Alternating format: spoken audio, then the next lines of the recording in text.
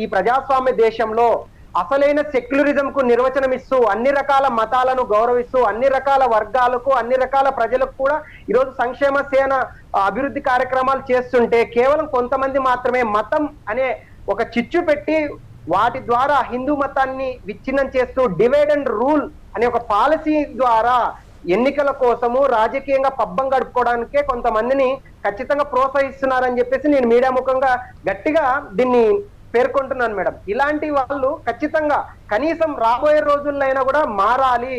ఎందుకంటే మనము మానవత్వం ఉన్నటువంటి మనుషులం. మతం కంటే మానవత్వం చాలా చాలా ఇంపార్టెంట్.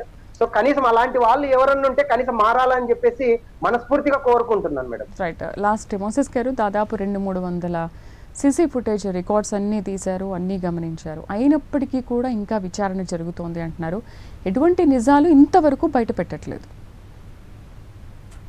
పోలీస్ డిపార్ట్మెంట్స్ అన్ని చెప్తున్నాం మేడం, అన్ని పరిశీలిస్తుంది.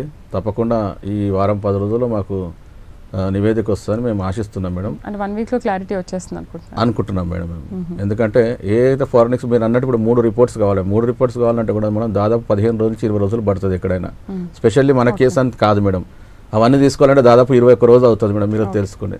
సో ఇంకా మాకు టైం ఉంది కదా మేడం, ఇంకా దాని గురించి మేము వెయిట్ చేస్తున్నాం. మీ సపోర్ట్ ఏంటి లాస్ట్ మల్లికార్జున్ గారు?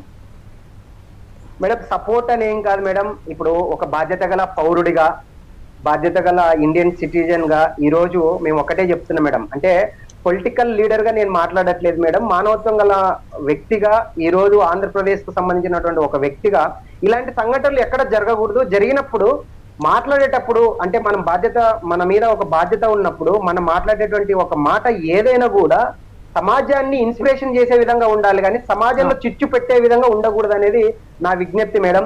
ఖచ్చితంగా డిబేట్ లో పాల్గొన్నటువంటి పెద్దలు పేర్కొన్నట్టు రాబోయే రోజుల్లో ఖచ్చితంగా ఒక 2-3 రోజుల్లో కావచ్చు, ఒక 4-5 రోజుల్లో అన్ని రకాల వాస్తవాలు వెలుగులోకి వస్తాయి. ఖచ్చితంగా నిజంగా అలాంటిది ఏమన్నా ఉంటే హత్య ప్రయత్నాలు కానీ ఏదైనా ఉంటే తప్పకుండా చట్టం ముందు అందరూ సమానులే. ఖచ్చితంగా చట్టం ముందర ఎవరు తప్పించుకోలేరు.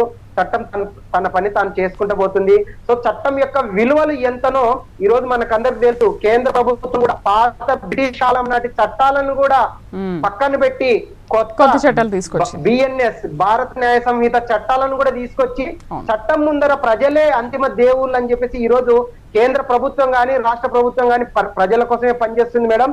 ఖచ్చితంగా ఇలాంటి ఘటనలు ఏమున్నా కూడా ప్రజలు కూడా